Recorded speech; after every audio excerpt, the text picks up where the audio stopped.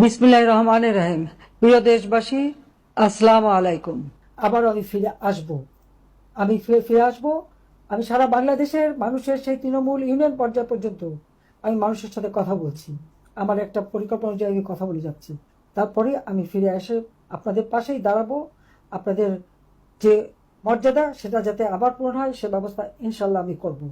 আমি বাংলাদেশের সকল গণতান্ত্রিক, প্রগতিশীল, অসাম্প্রদায়িক ও মানবিক শক্তিতে যারা বিশ্বাস করে, যারা বাংলাদেশের জনগণের কল্যাণ চান, তাদের সবাইকে আমি আহ্বান করব, ভয়কে জয় করে সবাই ঐক্যবদ্ধ হন।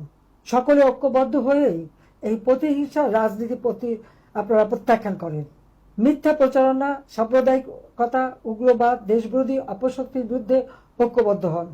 আওয়ামী লীগের উপর নিষেধাজ্ঞা, এই নিষেধাজ্ঞা দেবার তাদের কোনো অধিকার নেই। কাজে এই নিষেধাজ্ঞা অচিরে প্রত্যাহার করতে হবে, কারণ আওয়ামী লীগ জনগণের দল। মধুখালী উপজেলা ছাত্রলীগ নেতা প্রান্ত মির্জাকে বাসা থেকে ডিবি পুলিশ তুলে নিয়ে যায়, তাকে গ্রেপ্তার করে। কিন্তু গ্রেপ্তার তাকে করেনি, তাকে তুলে নিয়ে যেয়ে চরম নির্যাতন করে হত্যা করে হাসপাতালে পাঠায়।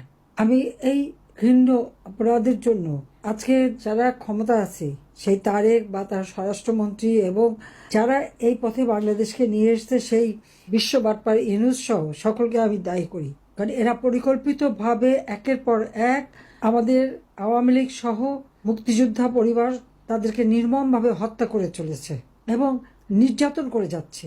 মা, বাবা, ছোট বোন, মেয়ে, স্ত্রী কেউ বাদ যাচ্ছে না। পরিবারের সকলকে নির্মমভাবে নির্যাতন চালাচ্ছে। ঘর বাড়ি, ব্যবসা প্রতিষ্ঠান যা কিছু আছে সব জ্বালিয়ে পড়ে ছারখার করে দিচ্ছে। একদিকে যেমন তারা হত্যাকাণ্ড চালাচ্ছে, অপরদিকে অর্থনৈতিকভাবে পঙ্গু করে দিচ্ছে। আমি প্রান্ত মির্জার আত্মার শান্তি কামনা করি, সাথে সাথে তার পরিবার, তার মা এবং পরিবারের প্রতি আমার সমবেদনা জানাই, সমবেদনা জানাই। আমি জানি আজকে বাংলাদেশের আকাশ বাতাস সন্তানেরা পিতামাতার কান্নায় ভারী হয়ে আছে। আজকে বাংলাদেশের আকাশ বাতাস পিতাহারা সন্তানের কান্নায় ভারী।